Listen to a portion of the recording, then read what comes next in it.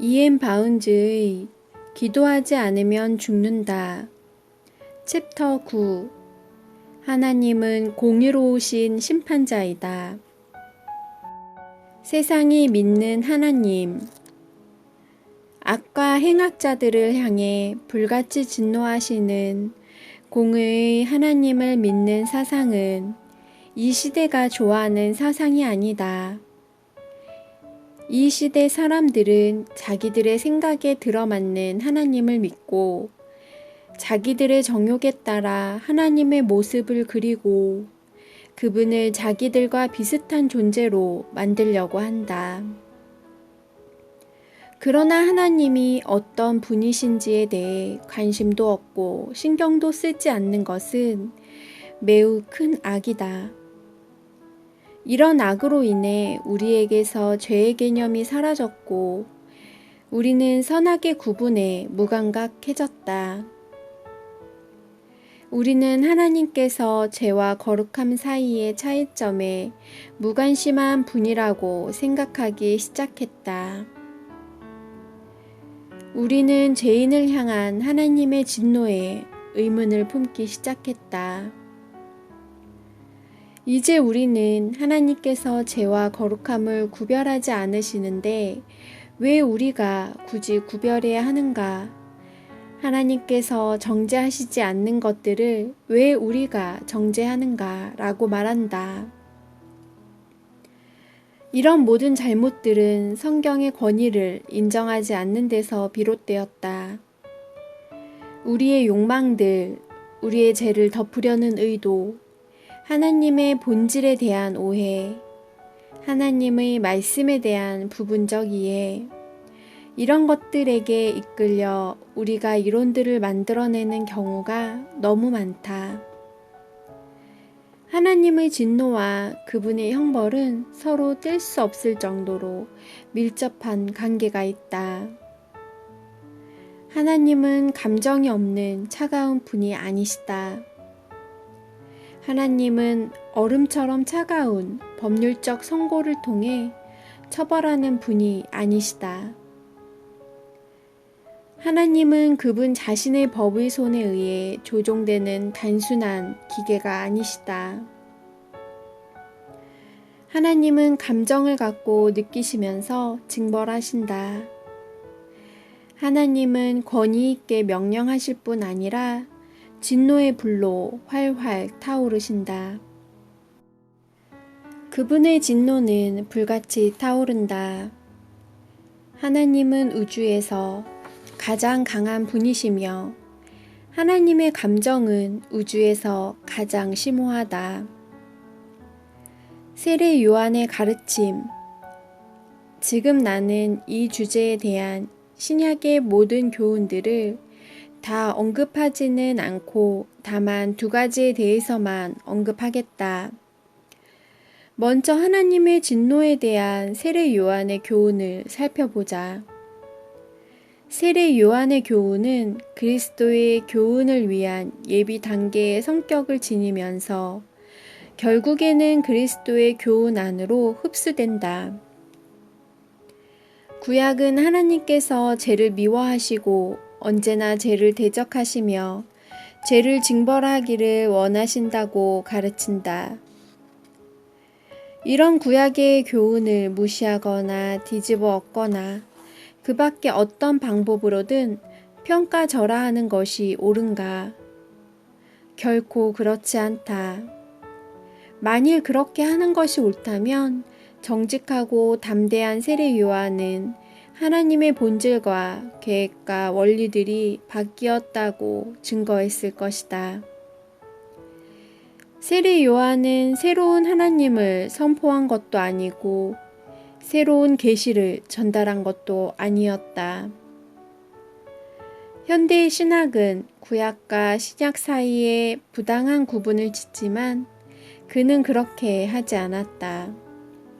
그는 구약과 신약을 대조하여 구약을 희생시킨다는 것을 상상조차 할 수 없었다. 그는 구약과 신약을 결합하였고 구약에 충실한 신약이 구약을 계승하도록 하나님께서 정하셨다는 것을 보여주었다. 요한이 세례 받으러 나오는 무리에게 이르되 독사의 자식들아 누가 너희를 가르쳐 장차 올 진노를 피하라 하더냐. 누가복음 3장 7절. 이미 도끼가 나무 뿌리에 놓였으니 좋은 열매 맺지 아니하는 나무마다 찍혀 불에 던지우리라. 누가복음 3장 9절. 나는 너희로 회개케 하기 위하여 물로 세례를 주거니와 내 뒤에 오시는 이는 나보다 능력이 많으시니 나는 그의 신을 들기도 감당치 못하겠노라. 그는 성령과 불로 너희에게 세례를 주실 것이요 손에 키를 들고 자기의 타작마당을 정하게 하사 알곡은 모아 곡간에 들이고 쭉정이는 꺼지지 않는 불에 태우시리라.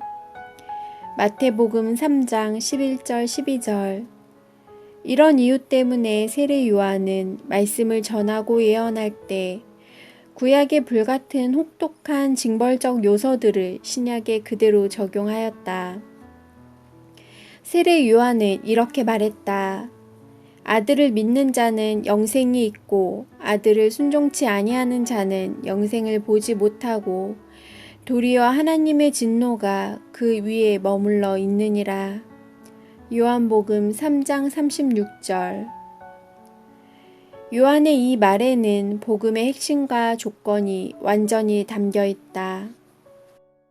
이 말은 영속적인 조건과 결과에 대해 언급한다. 이제 하나님의 진노는 불신자들 위에 머문다. 법을 어긴 것에 대한 징벌은 얼마 후에 집행될 것이지만 위법에 대한 하나님의 진노는 현재 존재한다. 하나님은 매일 언제나 죄인들에게 진노하신다. 요한은 복음의 시대에도 하나님께서는 죄인들에게 항상 진노하신다고 말한다. 요한계시록에 나오는 하나님의 진노. 이 교훈은 세례 요한보다 더 큰 자로서 예수님께 특별히 사랑받은 제자 요한이 쓴 요한계시록에서도 반복된다. 요한계시록의 마지막 장면들은 다른 교훈을 말하고 있는가? 결코 그렇지 않다. 요한계시록의 기자인 사도 요한은 사랑의 대명사요 12제자 중 한 사람이며 예수님과 가장 가까이 있었던 사람이요 예수님의 인격을 가장 많이 닮은 사람이며 주님께 가장 많은 사랑을 받은 사람이었다. 그렇지만 사도 요한이 전하는 교훈 역시 하나님의 진노이다. 우리는 이 점을 명심해야 한다. 요한계시록의 기록자 요한은 인간에게 주어지는 하나님의 계시를 마무리하기 위해 선택된 사람인데 그의 책에서 그리스도는 징벌적 공의의 옷을 입고 등장하신다. 사랑의 대명사 요한은 하나님께서 역사의 종말까지 교회의 일에 어떻게 개입하실 것인지를 기록했는데 그의 기록에서 하나님은 그 이전의 모든 계시 및 그리스도의 성품과 교훈에 완전히 일치하는 분으로 묘사된다. 징계와 불, 율법과 징벌을 야만적 국가의 야만적 하수인 정도로 치부하는 감상적 관점이 요한의 계시에서는 발견되지 않는다. 그의 글을 읽어보자. 또 다른 천사 곧 셋째가 그 뒤를 따라 큰 음성으로 가로되 만일 누구든지 짐승과 그의 우상에게 경배하고 이마에나 손에 표를 받으면 그도 하나님의 진노의 포도주를 마시리니 그 진노의 잔에 섞인 것이 없이 부은 포도주라. 거룩한 천사들 앞과 어린 양 앞에서 불과 유황으로 고난을 받으리니 그 고난의 연기가 세세토록 올라가리로다.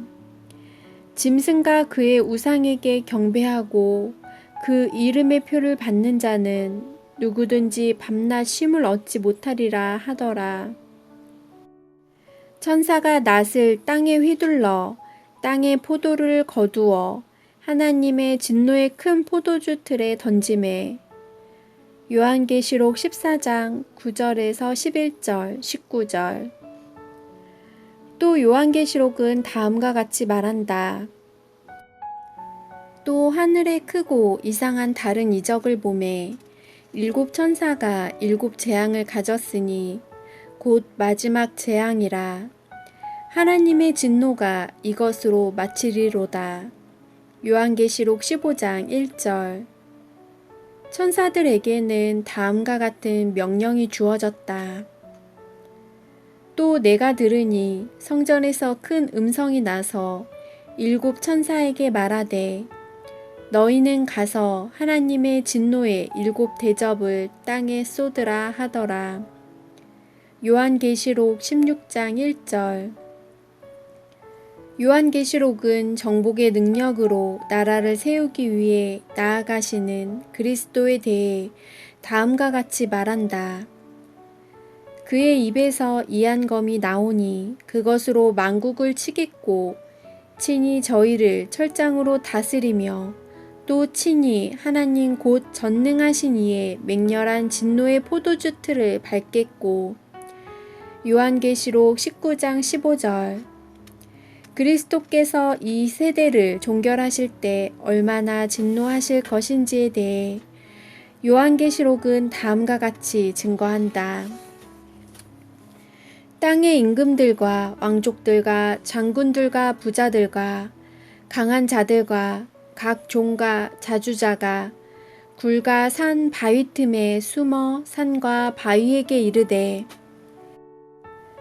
우리 위에 떨어져 보좌에 앉으신 이의 낮에서와 어린 양의 진노에서 우리를 가리오라.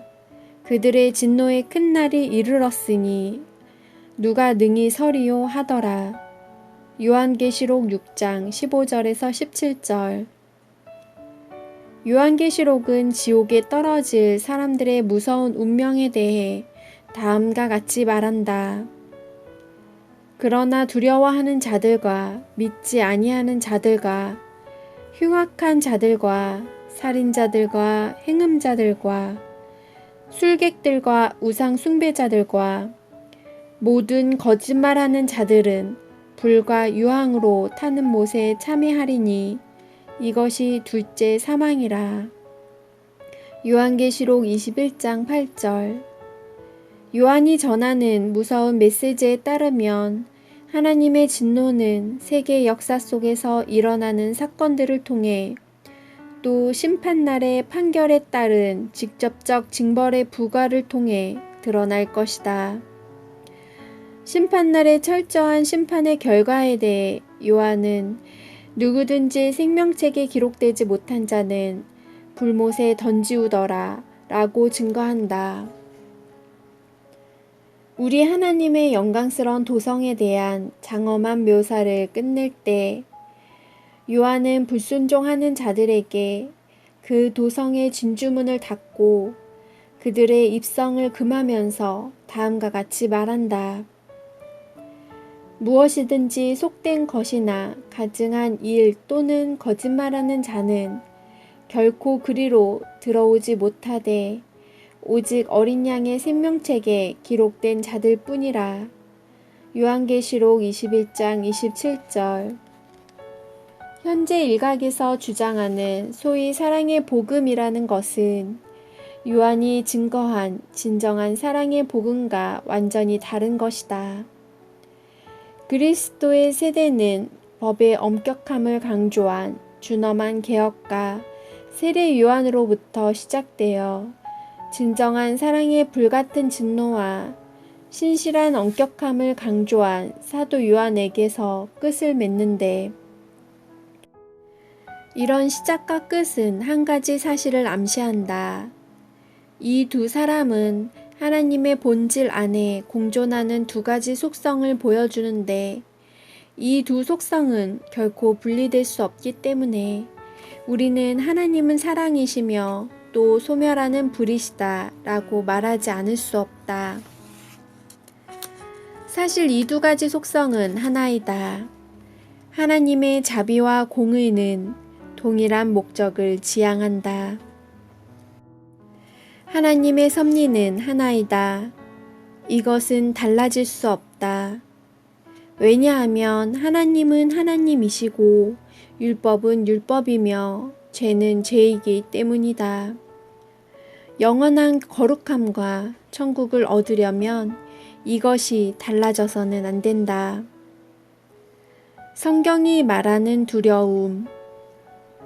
올바른 두려움은 강력한 힘이다.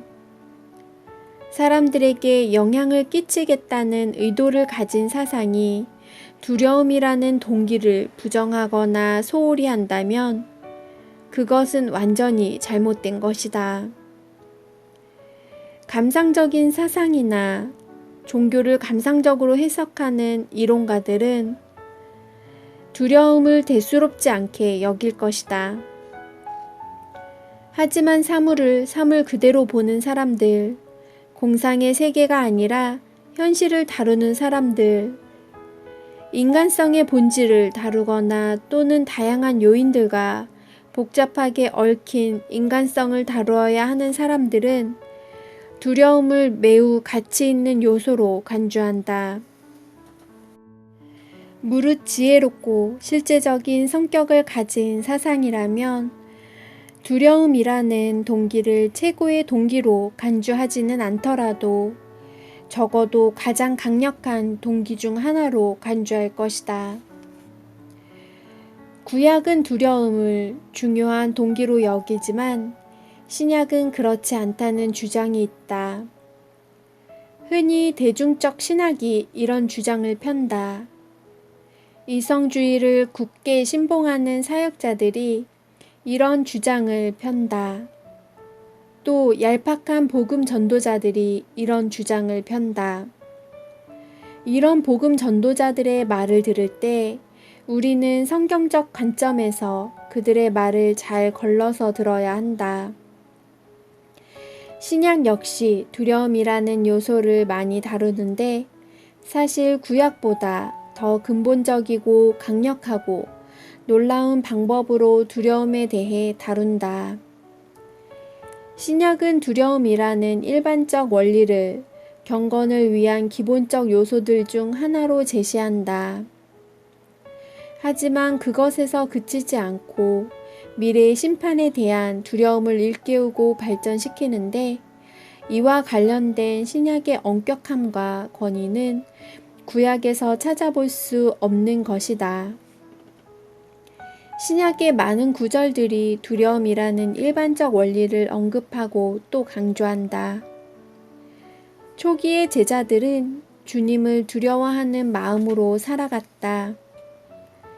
신약은 거룩함이 주님을 두려워하는 가운데 온전케 된다고 가르친다. 신약은 우리에게 너희의 나그네로 있을 때를 두려움으로 지내라.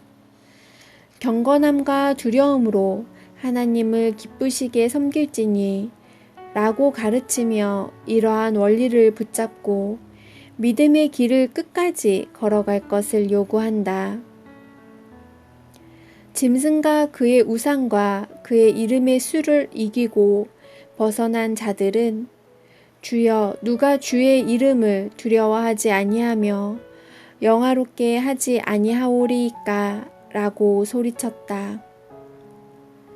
천지를 흔들어 놓을 음성, 즉 하나님의 종들 곧 그를 경외하는 너희들아 무론 대소하고 다 우리 하나님께 찬송하라 라는 음성이 보좌로부터 나왔다.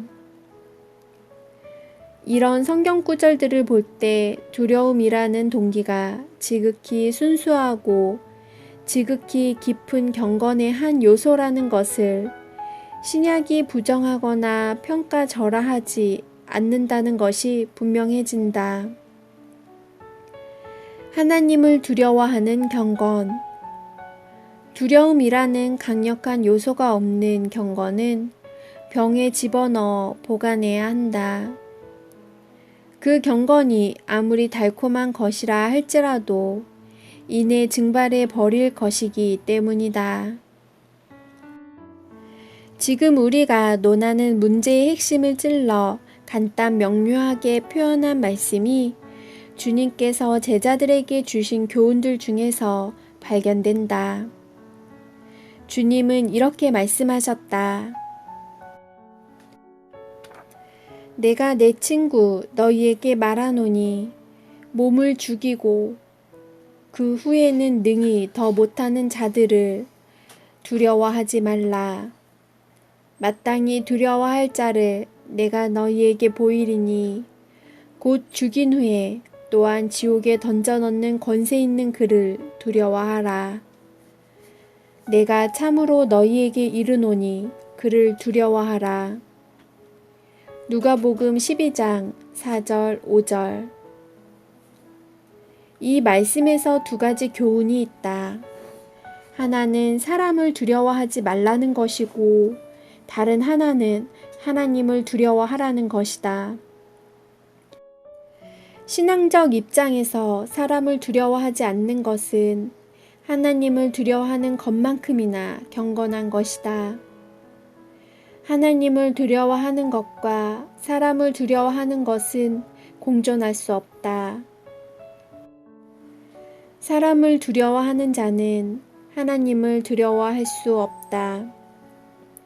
사람을 두려워하면 하나님을 두려워할 수 없다. 사람을 기쁘게 하려는 것이 경건을 파괴한다면 사람을 두려워하는 것도 그만큼 경건을 파괴한다.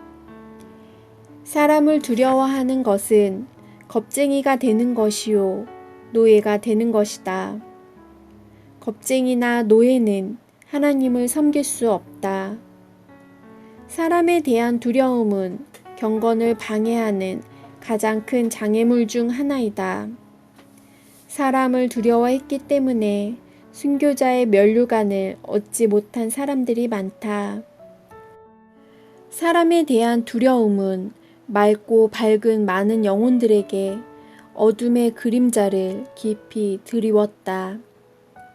사람에 대한 두려움은 경건을 약화시키고 십자가와 십자가의 부끄러움을 피하게 만들며 십자가의 향기가 사라지게 한다. 그것은 십자가의 불을 끄고 십자가의 능력을 약화시키고 십자가의 생명을 고갈시키며 매음의 대가로 얻은 화려한 세상의 옷을 십자가에 입히는 것이다. 그리스도의 제자들은 사람에 대한 두려움을 버려야 한다. 그렇지 않으면 그들의 경건이 무너질 것이다. 이엠 바운즈의 기도하지 않으면 죽는다. 챕터 9. 하나님은 공의로우신 심판자이다.